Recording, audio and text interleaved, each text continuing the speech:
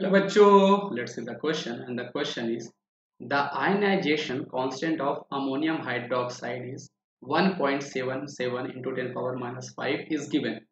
हमें फाइंड करना है the hydrolysis constant of ammonium chloride is क्या होगा।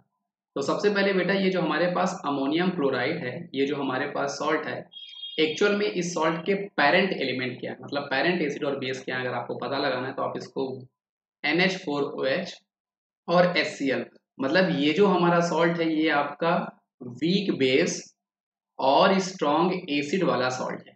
और जब कभी भी हमारे पास वीक बेस स्ट्रॉन्ग एसिड का सॉल्ट होता है तो उसके लिए जो हमारा हाइड्रोलिसिस कांस्टेंट होता है KH होता है, वो एक्चुअल में आपका KW डिवाइड बाय KB हुआ करता है। मतलब ये आपका फॉर्मूला होता है hydrolysis constant for weak base and strong acid के लिए।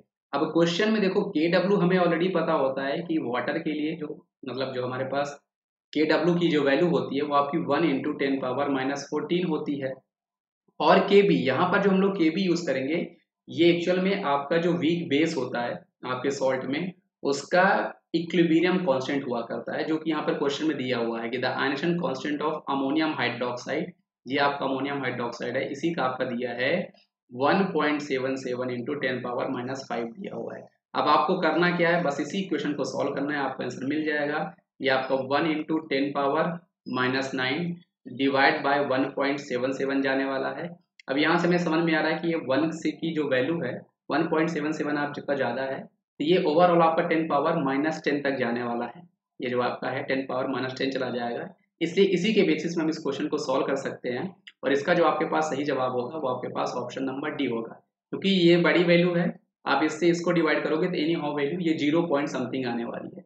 जब उसको आप साइंटिफिक नोटेशन में करोगे तो 10 पावर-10 में चला जाएगा।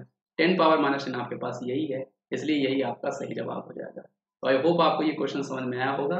बस इसमें बेटा आपको ये फॉर्मूला याद करना था कि जब हमारे पास वीक बेस स्ट्रॉन्ग एसिड का सॉल्ट होता है, उसके लिए हाइड्रोलिसिस कांस्टेंट का ये फॉर्मूला होता है। तो थैंक यू बच्चों।